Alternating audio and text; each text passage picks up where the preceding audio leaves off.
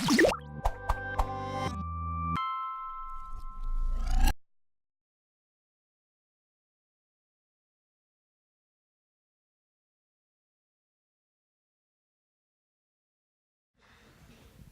I'm standing in the corner. I'm seeing like ESP and Sage and Distributor Central up, and everyone's picking products for clients that probably wrote you this morning. Bear with me, but if those clients can wait, unless it's like a life-saving promo emergency, you're gonna wanna pay attention to Caryn. She is, well, I'll give you her little background first. She, at 11, her neighbor, it's a cute little story, heard her voice and thought she would, who owned a franchise company, thought she would be great at making outbound calls, helping to open the door, and that launched her career as a chief door opener. She has worked with companies large and small to help them get into and get those critical meetings with the decision makers at big companies, all that stuff that we all don't really like to do but have to do. She is an expert at it. I learned last night, having dinner with her, she is an expert packer. She can get you all into a Billy Joel concert. But my personal sort of experience with her is, if those of you that listen to SKUcast, and if you haven't had a chance, Caryn was interviewed by Mark and Bobby a couple months ago, maybe. And I'm driving in the car, I was on the highway, and I had it on. And it was one of those moments where every single thing that was said in the SKUcast was so good that I'm trying to write notes and drive, and I'm like, I'm gonna kill myself because of this SKUcast. I pulled over to write down what was being said, which, like, I've never done anything like that. It was so tactical for me, and it just hit home of, you know, I run the sales team at commonsku, but what she said was, it just was like, whoa, it was really eye-opening, and it was, I didn't want to forget it, even though I'm sure I could have just listened to the SKUcast when I got home. But, and I know that today she's gonna give you all that kind of experience. So if you can, unplug a little bit, use the boxes, give her your full attention. This will fill your pipeline for months and months to come if you put what she says into action, and it's really gonna help transform your business from a sales perspective. So with that, I give you Caryn Kopp.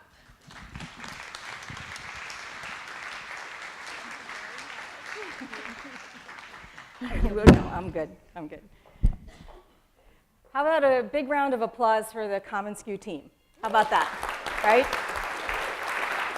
Raise your hand if you had a really good dinner last night. Raise your hand if you loved the people you were with.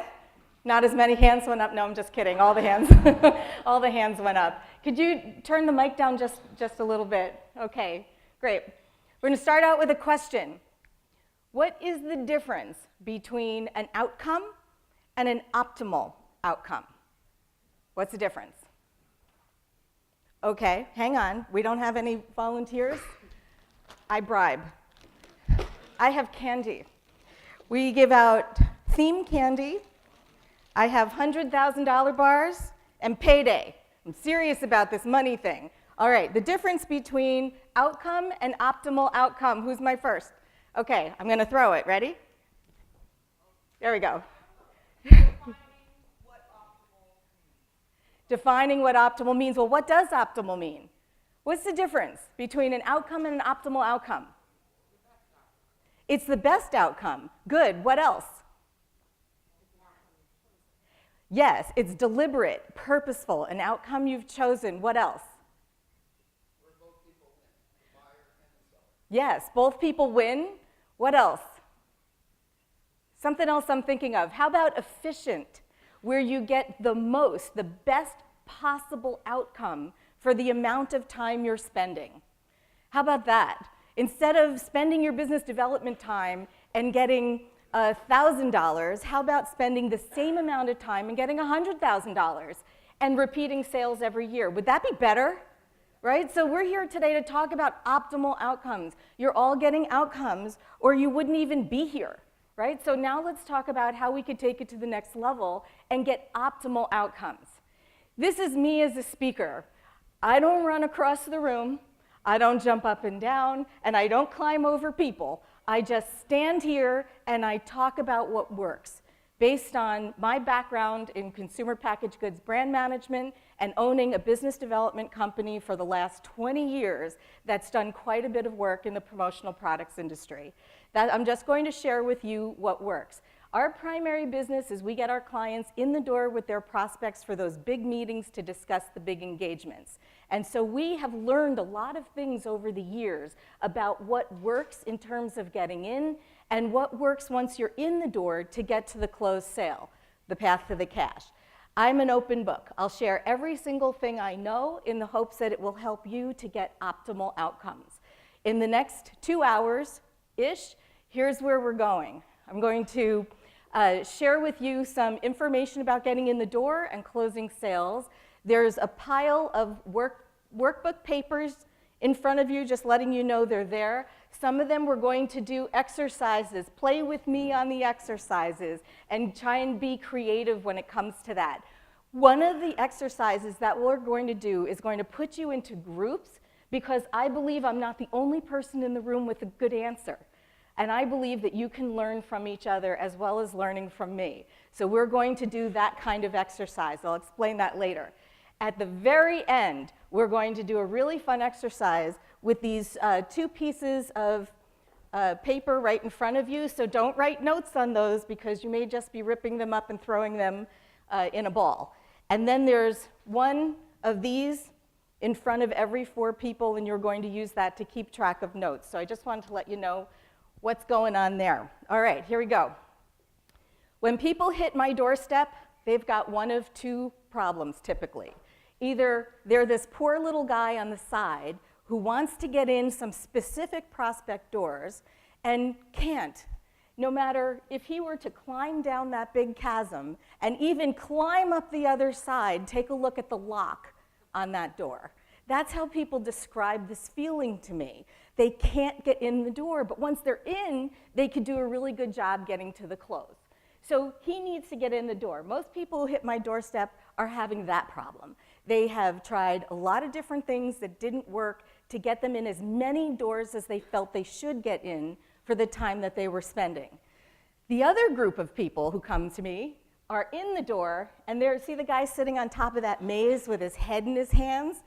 They can't figure out what is it that's going to get me from being in the door and after having that first great meeting to the bag of cash, which is right behind the end of that maze. How do I get there without wasting my time, spinning my wheels, and wanting to jump out the window?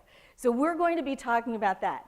I'm going to share with you what this is. We call this the path to the cash. And you see that that's a gold color in there because there's gold in there on the path to the cash.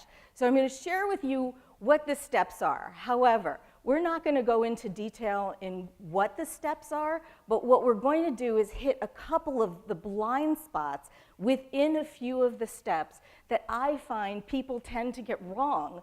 And once you do it the right way, it's much easier to get through to the path to the cash. Okay, sound good? And then we'll hit a couple of them where we'll do a little bit of exercise as well. I'm going to spend, fair warning, I'm going to spend a fair amount of time on the first 2 steps. So as we do that, because those are the strategy steps, and as long as you get the strategy right, the execution is significantly easier. So as I do that, you don't have to think, oh, hey, that old lady up there, does she not realize how much time she's spending on those 2 steps? I realize it. Just hang with me while we go there. Here are the steps. The right target, the right message, and I mean sales message, not marketing message.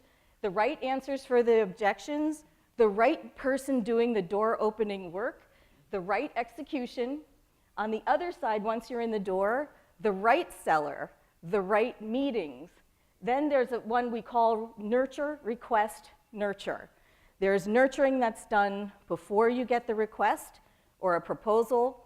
There's nurturing that's done after because they're not always ready to sign. So what are we doing in that moment to be effective in the way we're developing these relationships?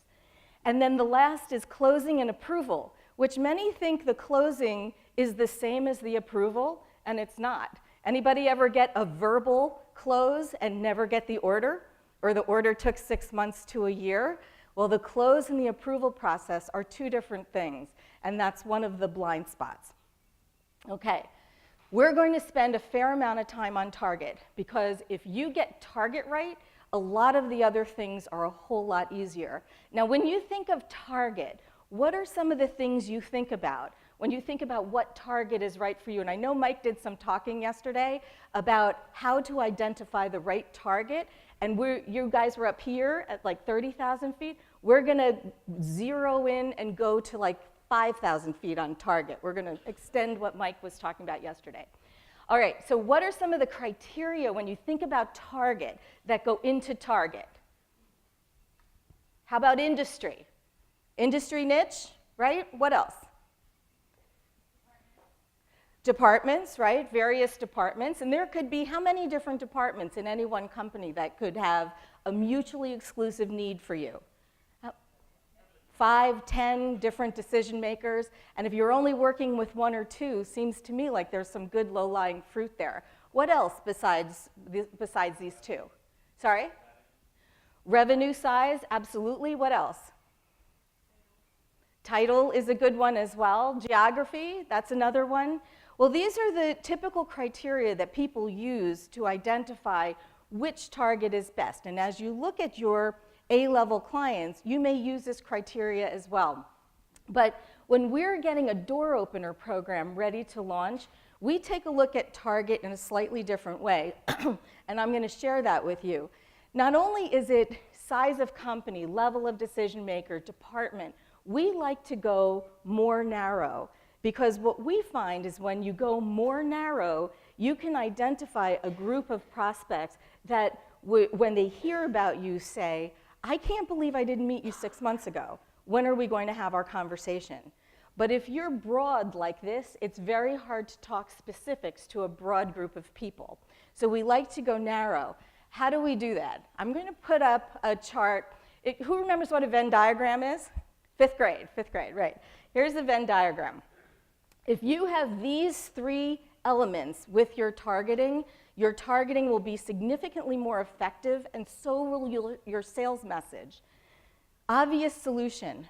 Which prospects out there find you to be the obvious solution? They would never take a step forward without having you part of the decision set. When you think about who you're targeting and your best customers that you thought about yesterday, which ones of those would their peers find you to be the obvious solution? And I like to go even a little bit more narrow than that. Is there a group within those who find you to be an obvious solution who find you to be the only solution? And then sometimes people say to me, well, the people who find me to be the only solution, there's only maybe 10 to 20 of them. And I say, okay, fine, but do you have 100% of that group? Because if not, that is low-lying fruit. Is there anybody out there that finds you to be the only solution? Next one is willingly pay. Now, you guys feel this all the time in promotional products. Not everybody is going to willingly pay what you want to charge for your services and for the products that you're selling, right? Not everybody. Is there a way in the beginning, before you start talking to these people and spending your time doing that, where you can identify those which would never willingly pay what you want to charge, and then stop spending your time there? Think of how much more efficient you would be if you just didn't spend your time with people who wouldn't value the way you charge for your products and services. And then the last one is urgency. Does your group of prospects feel urgency for any reason that you can identify? Urgency over the last, I'd say 2 years, maybe 3, is a huge deal now. Decision makers have so much on their calendars. I don't know about you, but my calendar is completely full. Every Monday, I come into work, I look at my calendar, I'm like, I just want to cry because there's no room to even go to the bathroom. The first thing I say to my assistant every Monday morning is, what can we clear off this calendar to give me a little breathing space? So there's no room at all. But if somebody contacted me with a really important idea for me that I had to know about, you better believe I'm going to knock 3 people off my calendar and make room for them. People, even though they say they have no time, will make time if you say something of value and if they are people who are feeling some sort of urgency. The urgency piece is huge. So what you have in front of you, this is just a worksheet to take home, which if you take a look at your top, let's say, 5 prospects that you have not yet gotten in the door with and you want to, put this chart together for them and see if you have check marks in the boxes of obvious solution, willingly pay, and urgency. And if you do, those are the ones where you're going to want to spend more of your time. So I'm just going to dive deep. We're going to choose an example from a different industry because sometimes it's easier to brainstorm when it comes to that. In New Jersey, where I live, they just passed a law where big corporations have to have a separate room for mothers who want to breastfeed or express milk. There has to be a room like that. So we have a client who does commercial interiors. And as we're taking a look at which kinds of corporations we should target to talk to about having a beautiful room, and by the way, wouldn't you put a couple promotional items in that room? Little idea for you.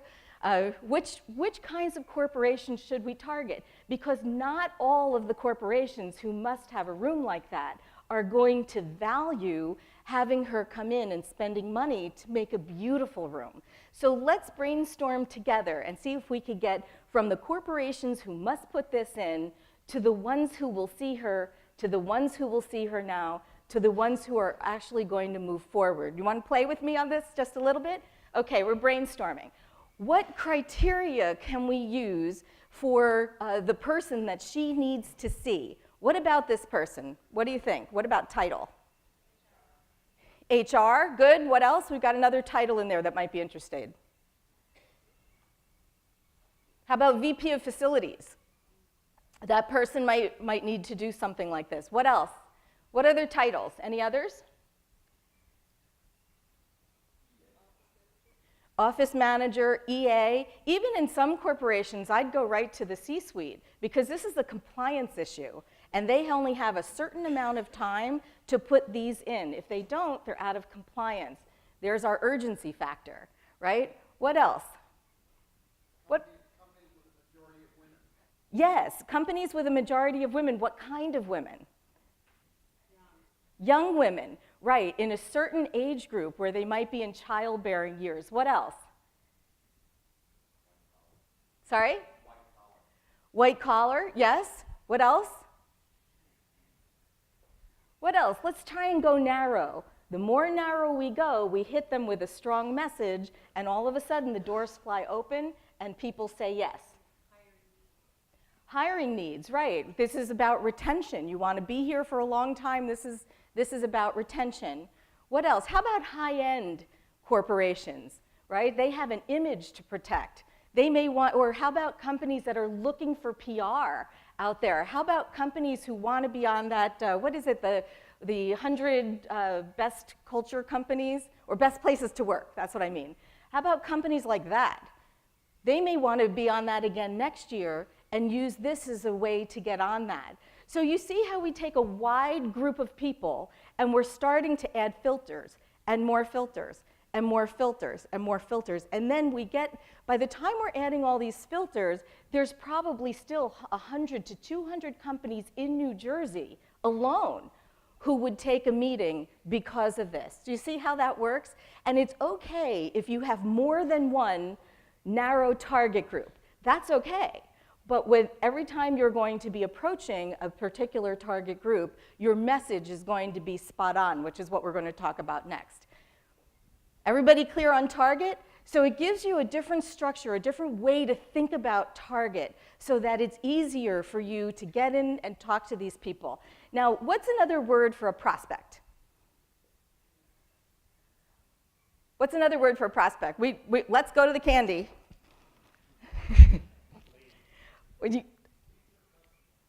Oh, I like that one. All right, I don't think I'm going to get all the way back there. You guys think I should do it? All right, well, can you hand it back? I take the safe road. Yes, you had one too? Is lead, what else? Prospect, lead, future customer, what? What else? Sorry? Potential. Yes, how about decision maker? All of these are great words for prospects, but what is it missing? When you talk about prospects like this, what is it missing? I'm sorry? Qualified, yes, it's missing qualified, but more than qualified, it's missing flesh and blood. These people are people. Sometimes when I'm talking to some of our clients and I'm talking to even groups of sellers out there, they forget that the prospects are actually people. So I brought one along. There she is. That's Sally. Sally is an executive vice president of a fairly large company in New Jersey. I won't tell you which one. And let's think about what happens in Sally's day. What do you think happens to Sally when she's at work? She's pulled in 18 million directions. What else? Her kids call her, and she has twin 7-year-olds who play soccer several times a week. And Sally wants to leave at 5 o'clock, which for an EVP in a big company is not easy to do. She has a lot to do. She goes to work for a reason, and that reason is not to take calls from people who want to sell her something that she's buying from someone else. And she's fairly satisfied with it too. That is not going to move the needle. To move the needle with Sally, who gets probably 150 emails a day, she doesn't have time to read through them all, she barely listens to the voicemail, her assistant runs after her with roller skates. This woman's busy. However, she has things she has to get done. She's reviewed at the end of every year. She has goals she has to meet, and promotional items are part of the things that go into the initiatives that help her to make her goals. So while she doesn't really have time to see anybody new, she knows that she has to have good ideas. So if you have your messaging in that arena to help her to get to her goals, she will find time for you. And we're going to dive a little deeper into messaging in just a second. So here we go with messaging. One of the biggest blind spots with message, this is what you say. This is not the marketing message. This is not what's on your website. It's not that 30-second commercial that we've spent like how many years working on that, right? It's not that. This is the spoken word, the words and the phrases that you're using in the right situation that move a prospect from one area of their thinking to the next and cause them to do what you're hoping that they're going to do. It's the spoken word, it's the email, designed for one person. I'm not talking about the email meant for 999 people. That's a marketing program and that's awareness. When it comes to sales, it's meant for one person. And that's a blind spot.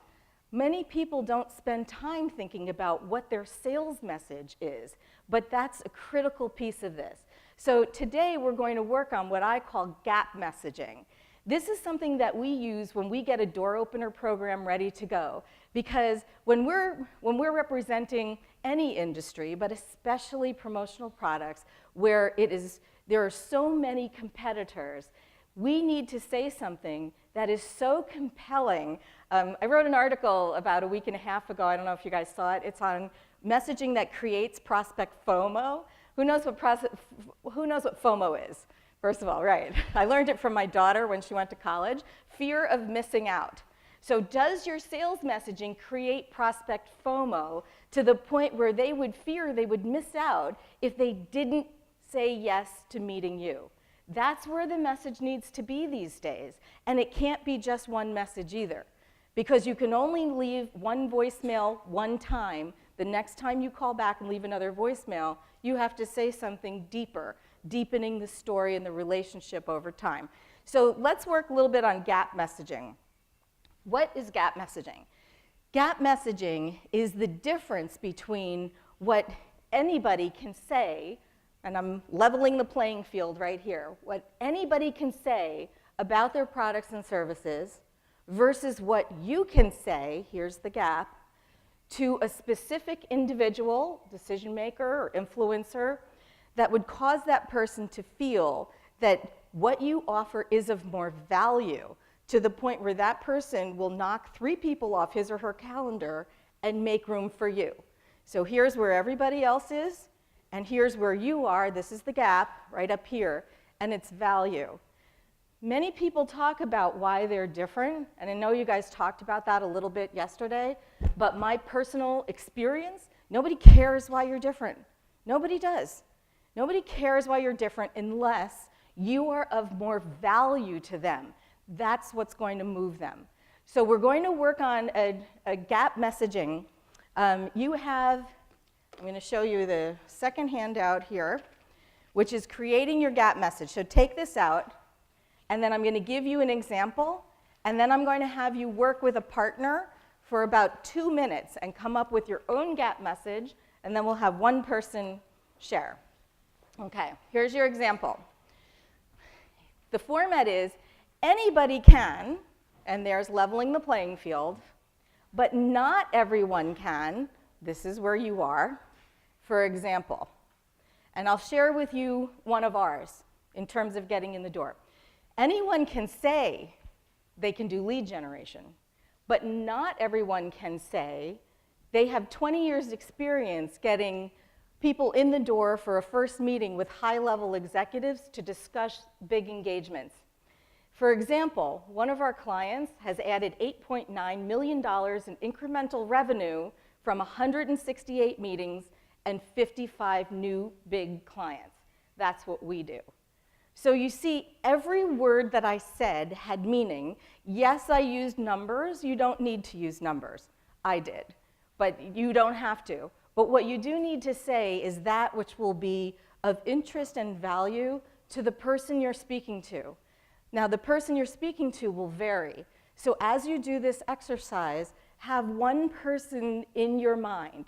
So close your eyes for a second and think of one prospect where you want to get in the door and you haven't gotten in the door yet. See if you can come up with what this person looks like from LinkedIn, or maybe you've met this person in person, okay? And then what I want you to do is turn to your partner and using this format, say your message, okay? Everybody pick a partner. Turn to your partner. You got 2 minutes, 1 minute per person. And who would like to share their gap message? Who would like to share? $100,000 bar. Who would like to share? Come on. Oh, good. Okay.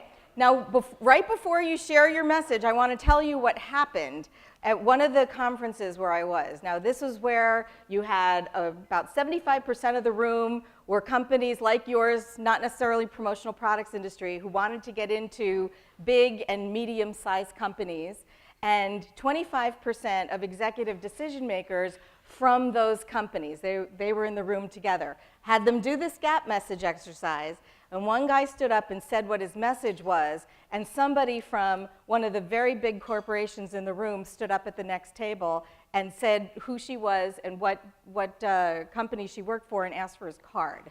So that's what happened out of this. Okay, no pressure. Wait, we need we need a mic. Do we have a mic? So everybody can hear.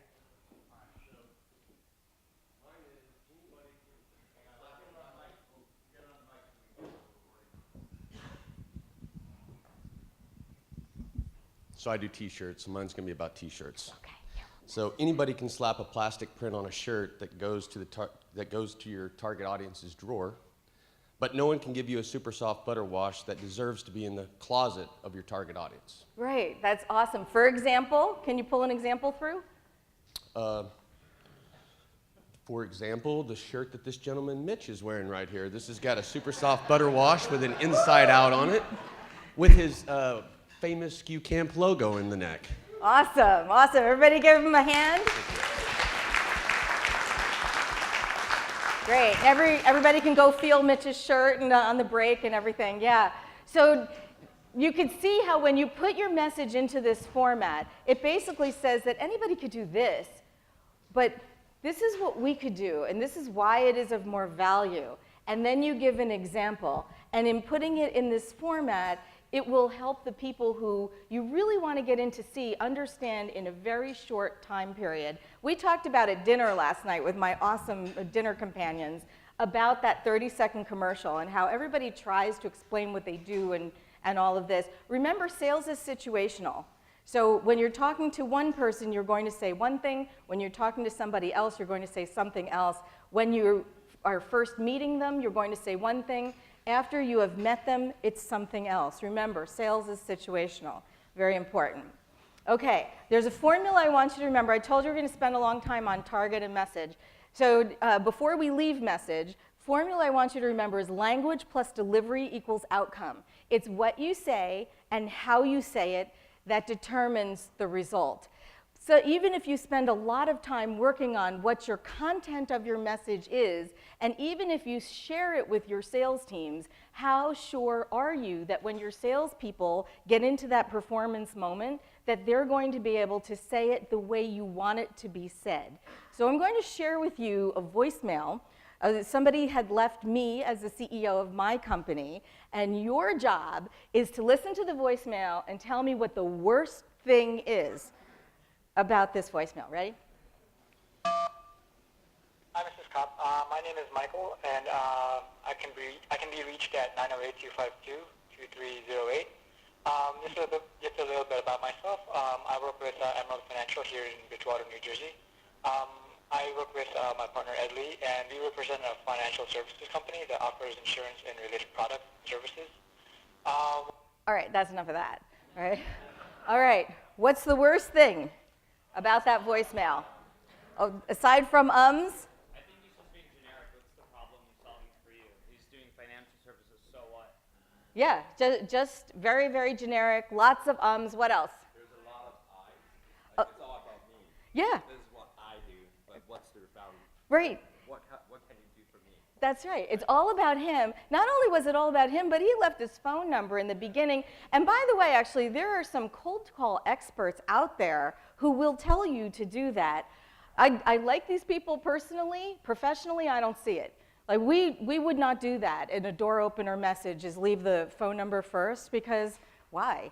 I mean, most of people are not going to call you back anyway, and that's okay, because you're going to call them again, or you'll email them. And then when you get them the next time, they're going to start the conversation from a different point. Some people will say, don't leave voicemails at all. I think that's a missed opportunity. Yeah, are they going to hang on your every word? No, they're not, but they're going to hear your name and your company name and a little bit about what they do before what you do before they hit delete, which will help them to understand who you are for the next time that you reach them. There are a lot of, especially the younger sellers, they will hide behind email, and they'll just email, just email, just email. But the missing piece of email is the fact that there's no human element. There's no flesh and blood with that. People will start a relationship with your voice if you leave them voicemails, as long as they're good voicemails. What else was wrong with that voicemail? There's one last thing that's probably the worst thing. Yes?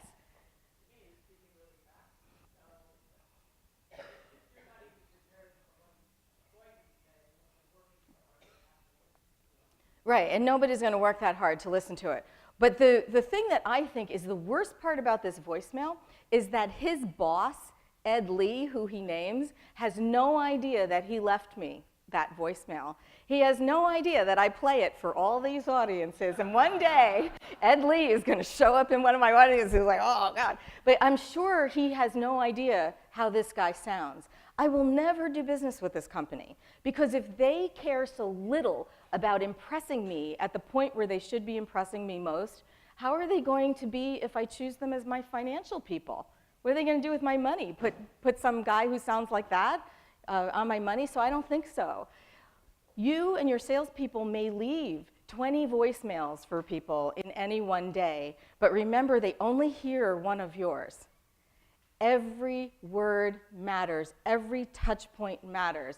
It's an opportunity to make a deeper connection, or it's an opportunity to have a disconnect. It's not just about the content. It's also about the delivery. This is one of the easiest things to fix. Have your people, if you haven't left a voicemail for yourself and picked it up, do it. It's eye-opening. If you've never listened to a voicemail that one of your people has left, do it, but don't fire them after that, because it's relatively easy to fix. We had a question? Anybody? Yes? So you mentioned about the younger buyers and sellers and hiding behind email and stuff like that. So with what Catherine talked about yesterday, millennials and the next generation who are coming, whether people like it or not. So We don't mind. do you see it changing, like that approach? And I don't know, I just have a lot of friends that they are very uncomfortable on the phone. I don't get it, but with the younger generation of the approach changing at all, do you Yeah, so I'm glad you asked that question. The question was, with the millennials coming in, has that approach changed at all? And really, what is so important about your question is that it's not about the millennials who are doing the work. It's not about us as sellers at all. It's only about the prospects and our customers. It's only about them. So if you have a prospect that's, I'd say, under 35, it may be more email heavy, and you may be able to start texting them, but not in the beginning, after you start a relationship with them. But if your decision maker is over 35, in my professional opinion, and we have 27 people in my company, 19 of them are these senior level door openers who are doing the work of getting the doors open, you have to have voice as an element. Voice and email combination. It's not email alone, it's not voice alone, it's the combination of those two is what we find works. We find that the younger sellers, as you say, are very uncomfortable with phone. And when we get to the door opener slide, which is coming up in a few, I'm going to talk about that, because the person who's doing the work has got to be able to do the work that's going to be effective and get the optimal results. That doesn't mean you have to fire your sellers. It just means you have to know what you have and know that if you put somebody on the phones who is not a phone person, who would rather put a stick in their eye than do this job, and you know, and listen, we embrace all you guys who want to put a stick in your eye rather than do this job, because those are the people who hire us. But if you have somebody who really doesn't want to do this work, you know, who else in your organization wants to? And then you can separate those functions. I'll talk a little bit more about that. We're going to talk just a second about emails. Don't try and read this. Your prospects won't either. It's too long. Emails, 2-3 sentences max, 2 to 3 paragraphs max. You could even put your request in the first sentence. If you want a meeting, ask for one. So don't make your prospects do all this work of figuring out what you want. I read people's emails, and I know why they're not getting in the door. And so even though as business owners, we look at what's going on at 30,000 feet, you fix a bad email like this, you fix a bad voicemail, and you make it valuable to the prospect, you'll fix that problem. Some problems are very simple to fix. Other problems are harder to fix. But this one is pretty easy. When we hire people, we ask for samples. We want to see what their emails look like, and we want to make sure that we don't train our own people. We expect them to know what to do, and if they can't come in with an email that we feel is phenomenal, then they don't deserve to work at our company. Okay, right answers for objections. This piece is really important. Raise your hand if you have an objections manual for your company. Okay, we got 1, 2, okay, good. That's about right for what I find a room of this size. It's about 2 in a room of this size. One of the things that's so incredibly important is to know the answers for the objections before you face them. I mean, what's the biggest objection you find when you're trying to get in the door? What prevents you from getting in the door? Yes? I'm happy with my current provider. Right, happy with the current provider. And that may be because when you first reached out and said what you do, it may be that they did not see the value. So one of the things that's really important about objections is to see if you could eliminate the objections you're facing, or at least some of them, by saying something different. You'll hit fewer objections that way. But even so, even if you say something of incredible value, you're still going to find people who are still going to say, hey, listen, I'm happy with my current vendor. Listen, you know, most of us are decision makers in this room, and it's a pain in the ass to switch vendors, isn't it? It's a pain. And then it's not only about us.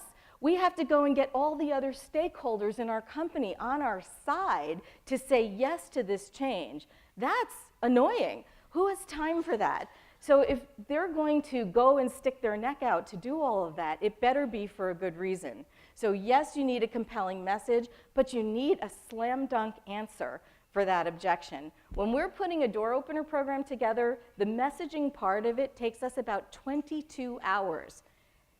22 hours, you guys. That's how much we spent. Beth and Ruth over there, say hello to everybody. They're door opener clients of ours.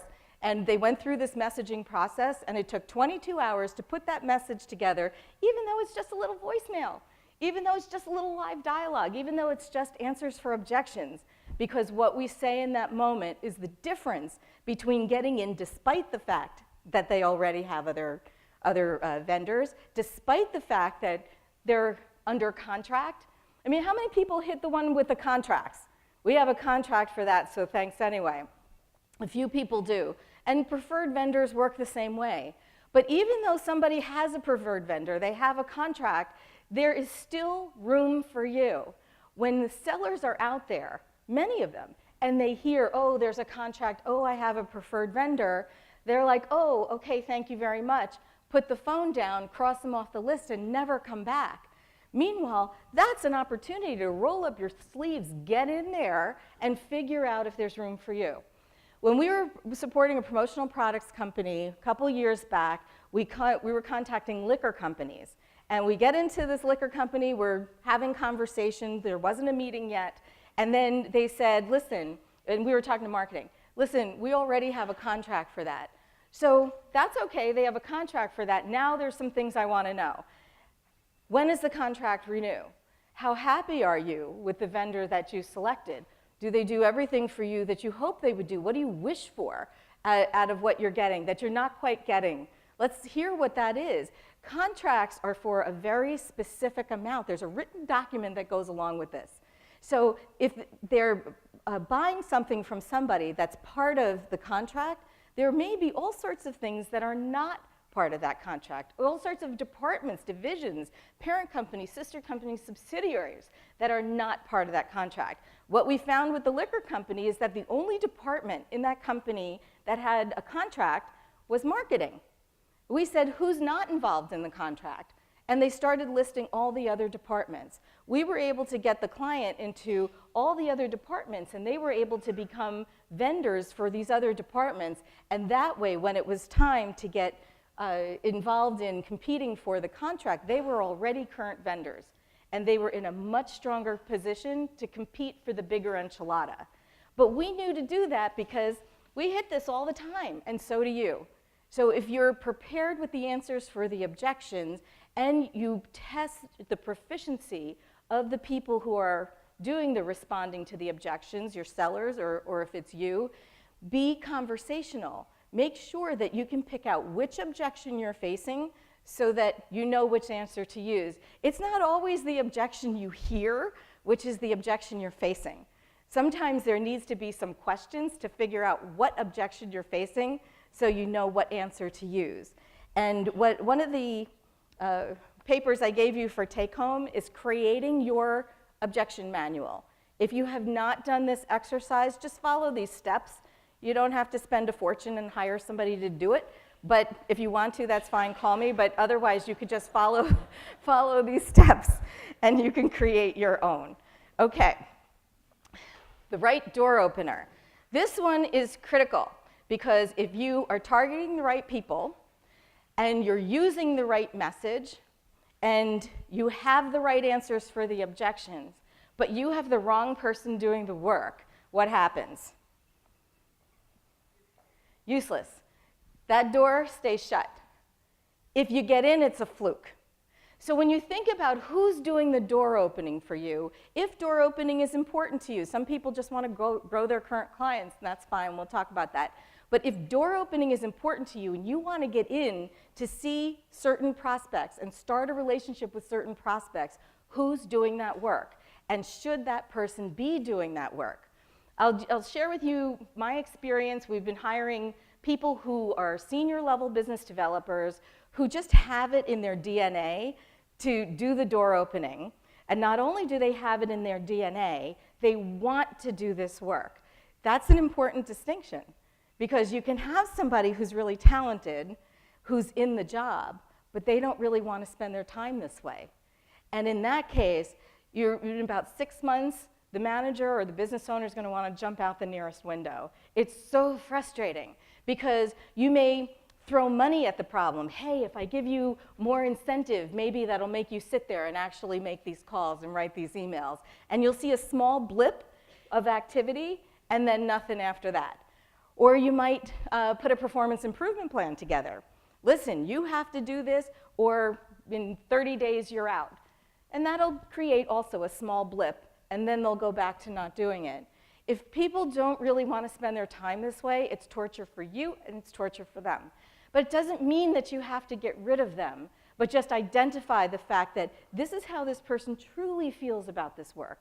And see if there's somebody on the team who wants to spend their time this way, and let them open the doors for others who will go through the doors and do a great job. Often when I present this as an option, people think, oh yeah, I do have somebody on my team who really likes that. Great. How about making that person's role? In fact, many of you know Larry at Access Promotions. I know a lot of you know him. Our relationship goes back probably 18 years, and he has somebody working for him, Johanna Gottlieb. She was on one of the podcasts with you recently. So Johanna was really new when I started working with them, and we were doing door opening for them. We were training their team on how to do door opening, how to get more out of their prospect meetings. And she said to Larry, I love this stuff. I want to spend my time this way. So we worked with her specifically, and she has built up a significant business for herself. So there are sometimes people on the team who really want to do this. Pay attention to that, because if you have the right people doing the right work, it's a lot easier. When the wrong people are doing the work, it's really hard to be successful. Okay, the last piece of this is the right execution. Look what happens when you have the right execution. All of a sudden, the doors fly open, and the color inside is gold, because there's gold inside those doors, but only if you can get them open. Now, we can talk till the cows come home about, is it a phone call, is it an email, what's the right day, what's the right time, and we'll leave time for you guys to ask those questions. But the most important thing about the right execution is time. This is the blind spot. People don't put enough time into door opening to have enough results. And so when I say to people, okay, let's do this exercise, it's called the N&R exercise. Non-revenue generating activity versus revenue generating activity. Do it for everybody who's responsible for business development. 2 weeks you keep track of time, just like any other time management thing, but keep track of it in quarter-hour increments and what you're doing specifically. At the end of the 2 weeks, add up every non-revenue generating activity in terms of how much time, and then add up all your revenue generating activities in terms of how much time. It's eye-opening. It's a shocker. I was with one group, we were doing a full-day seminar with one group. They make helicopters, so of course not your industry, but they're sitting around doing the N&R exercise, and one of the ladies who sells parts was spending 3 hours a week cleaning a conference room. And so the owner was shocked. He's like, why do you clean the conference room? And she said, oh, didn't you know our maintenance guy went out on disability, so there's nobody to clean the conference room, and I have my customers come in there, and I can't have them come into a disgusting conference room. So I clean it. It takes time every day because people eat lunch in there. The business owner had no idea that she was spending 3 hours of revenue generating time cleaning the conference room. Now, of course, it's his decision, but he didn't know. And he said to her, listen, I don't want you spending your time like that. We'll get a different maintenance guy. See how easy that is? But only if you know where the time is going. Those of us who are the business owners, we give our people all sorts of stuff that takes them away from the jobs they need to do. But what this does is it puts it right in front of you. Do you really want them working on that report? If you've got somebody who's a crackerjack door opener, do you really want that person training your new people? Or would you rather have that person hammering the phones and writing the emails and getting you more meetings and have somebody else train those people, right? So these are all decisions that you can make, but only if you know that this is happening. So the N&R exercise. Let me give you a chance. Let me see where we are with time. You know what? We are right at a break point. So this is what we're going to do. We're going to take a 15-minute break. And when we come back, I'm going to give you a chance to ask me some questions about the right execution. Is it phone call? Is it email? Some of the different tips and tricks that we do. Happy to share any of that. And then we're going to do a little brainstorming and continue on what happens after we're in the door to get to the cash bag at the end. Okay, 15 minutes, and please be back in your seats.